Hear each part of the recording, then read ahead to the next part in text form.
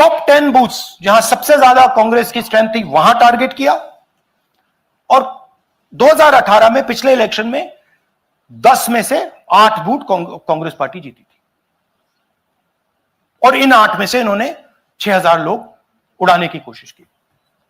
ये कोइंसिडेंस नहीं था, ये प्लान था, और ये सेंट्रलाइज तरीके से किया जा रहा है। अब मैंने बहुत बड़ी बात बोली, चीफ इलेक्शन कमीशन के बारे में मैंने बोला कि यह व्यक्ति वोट चोरों की रक्षा कर रहा है।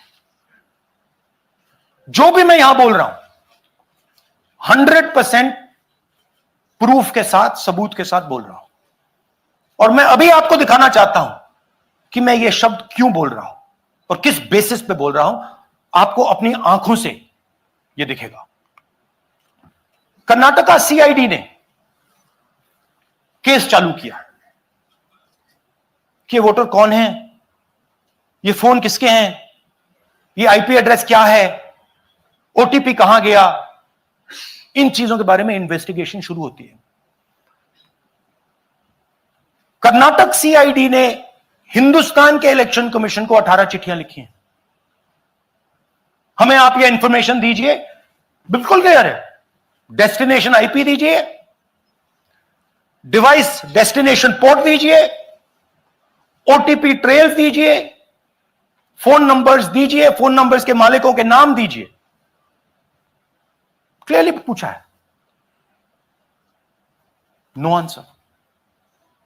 18 चिट्ठी CID Karnataka, no answer from chief election commissioner, no answer from election commission. Timeline देखिए,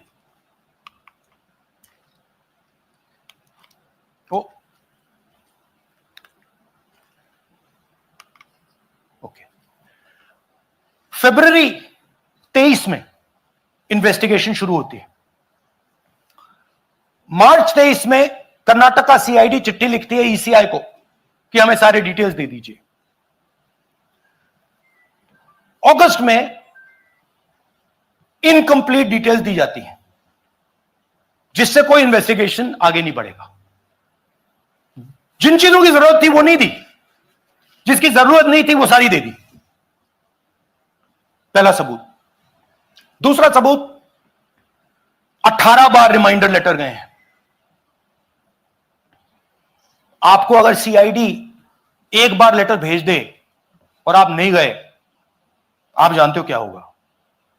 यहां पे इलेक्शन कमीशन को 18 बार लेटर गए हैं, कुछ नहीं हुआ है।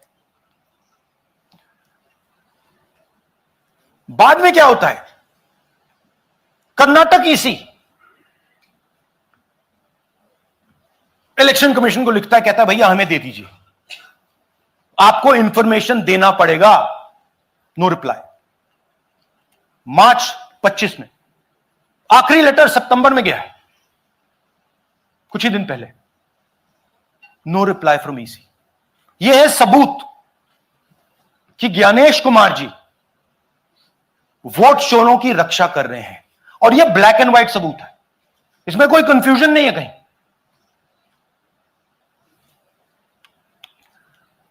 तो सवाल उठता है, ये है कौन जो सेंट्रलाइज तरीके से कॉल सेंटर के प्रयोग से, सॉफ्टवेयर से अलग अलग प्रदेशों में वोट डिलीट कर रहे हैं, ऐड कर रहे हैं।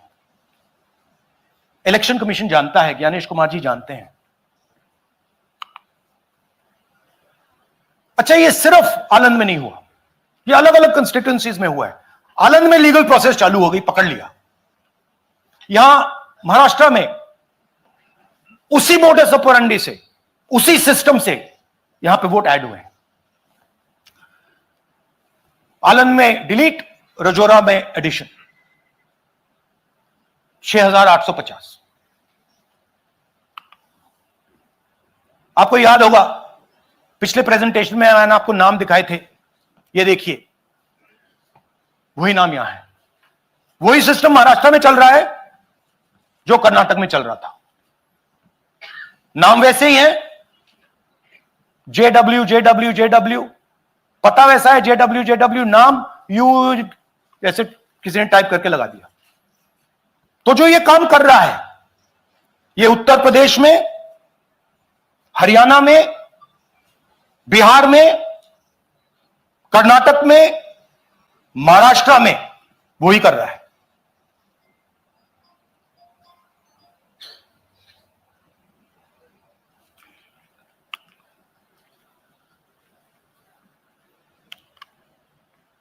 तो हमारी डिमांड है, ज्ञानेश कुमार जी, आप अपना काम कीजिए। आपने ओथ लिया है, आप हिंदुस्तान के चीफ इलेक्शन कमिश्नर हैं।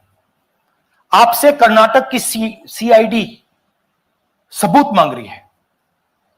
आप कर्नाटक की सीआईडी को यह सबूत 1 सप्ताह के अंदर दे दीजिए, नहीं तो पूरा हिंदुस्तान के सारे युवा इस बात को एक्सेप्ट करेंगे कि आप हिंदुस्तान के कॉन्स्टिट्यूशन, हिंदुस्तान के संविधान की हत्या में शामिल हो, हिंदुस्तान के संविधान की रक्षा नहीं कर रहे हो और वोट चोरों की आप मदद कर रहे हो।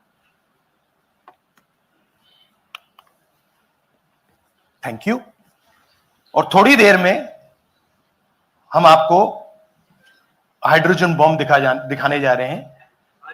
नहीं, आज नहीं, थोड़ी देर में उसकी प्रिपरेशन चल रही है, क्योंकि हम देखिए, मैंने टीम से कहा है कि अगर मैं स्टेज पे जा रहा हूं, ब्लैक एंड व्हाइट प्रूफ नहीं होगा, मैं नहीं जाऊंगा। अगर ब्लैक एंड व्हाइट प्रूफ होगा, जो कोई मतलब उसको निगेट नहीं कर सकता, मैं जाऊंगा।